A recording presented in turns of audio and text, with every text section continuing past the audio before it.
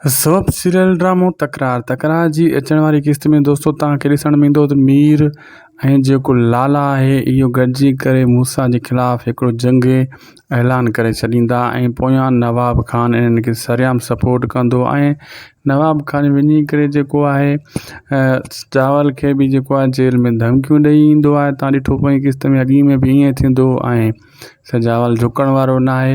ऐं अचण वारी क़िस्त में दोस्तों तव्हांखे इहे बि ॾिसंदो त खानज़ादी जेका हाकिमज़ादी आहे उन खे नैना सम्झाईंदी ऐं नैना जीअं सम्झायो हुयो उअं ई जेको आहे वरी नवाब खान वञी हुनखे सम्झाईंदो त जेको आहे तूं सुल्तान सां शादी कर। पोइ नैना वारियूं ॻाल्हियूं यादि ईंदियूं हाकिमज़ादी खे त वाक़ई नैना सच चयो हुयो ऐं नैना वरी उनखे सम्झाईंदी त तूं हितां निकिरी वञ। पोइ ज़रीना बेगम सभु कुझु कहाणी ॿुधी वठंदी ऐं नवाब खान खे वञी ॿुधाईंदी त जेकी नैना आहे उहा ग़लति जेको आहे काउंट करे थी हाकिमज़ादी खे सॼी कहाणी जेको आहे ॿुधाए छॾींदी ऐं पोइ नवाब खान नैना जे मथां बि नज़र रखणु शुरू कंदो ऐं जेको आहे मूसा प्लान ठाहे रहियो आहे उहो प्लान मूसा जो फ़िलहालु वक़्ती तौरु नाकाम थींदो छो त दुश्मन घणा आहिनि ऐं होॾो नैना जे ज़ोर ते इहो कमु करे रहियो आहे। भावल खान ऐं मूसा इहे ॿई गॾिजी वेंदा अॻिते दुश्मन जे ख़िलाफ़ु ऐं फ़िलहालु सजावल लॻी क़िस्त में बि तव्हां ॾिसो जेल में ई हूंदो।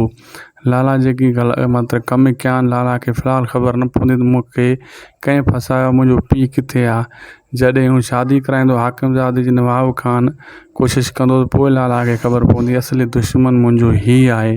अॼु जो वीडियो पुॻो हूंदो पुॼाणी ते मिलंदासीं।